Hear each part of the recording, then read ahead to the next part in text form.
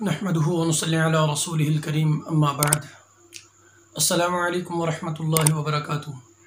मोहतरम नाज़रीन व सामिईन, आज हम ज़िक्र करेंगे आमिलीन के लिए दूसरा सबक कि जो शख्स आमिल है या हमारी तरतीब के एतबार से उसने आयतुल कुर्सी का अमल किया है, पहले किया है, किसी और उस्ताद से किया है, तो उसके लिए अब अगला मरहला, अगला काम क्या होगा। क्योंकि ये तो मैंने पहले भी वीडियो में ज़िक्र किया कि जिस शख्स ने भी आयतुल कुर्सी का अमल कर लिया, बातनी ही क्यों ना हो, तो वो जिस इमारत के अंदर रहेगा, अल्लाह रब्बुल इज़्ज़त उस इमारत को जिन्नात के शर से महफूज रखेंगे। दूसरा कि जब अगर इंसान यानी ये जो आपने अमल किया है, जो पहला मैंने बताया कि 313 का अमल पहली सीढ़ी है, आपने वो अमल कर लिया, तो अब आपने करना क्या है कि अपने ये तो आप महफूज हो गए और आप जहाँ रहते हैं वो जगह, वो इमारत, वो लोग महफूज हो गए।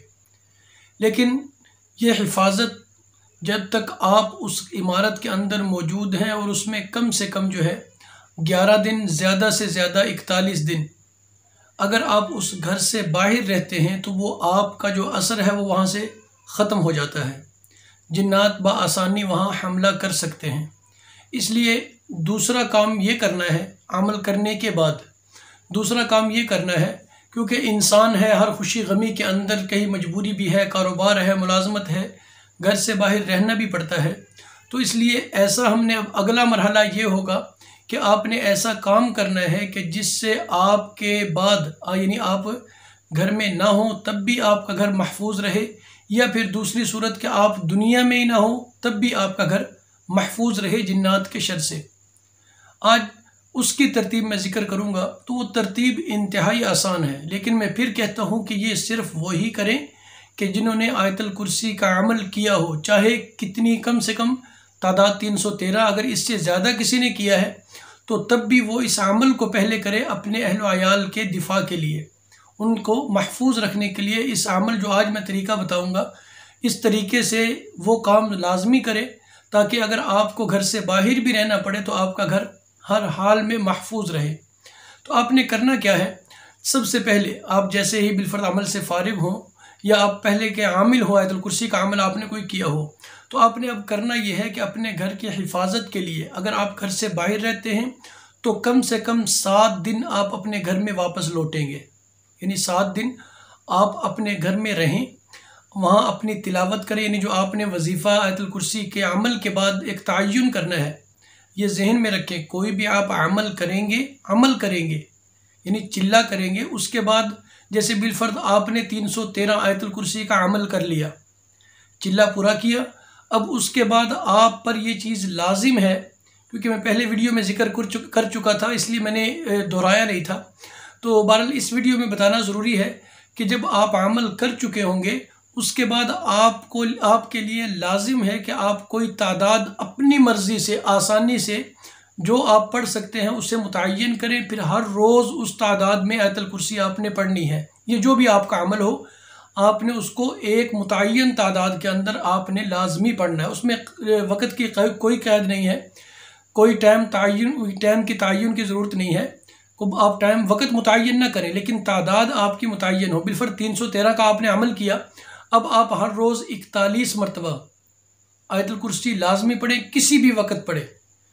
और इस तरह आपने अपने वजीफ़े को जारी रखना है। उस अमल को जो आपने कसब किया इतनी मेहनत के साथ, उसे आपने अपने पास मजबूत रखना है, उसे काबू में रखना है।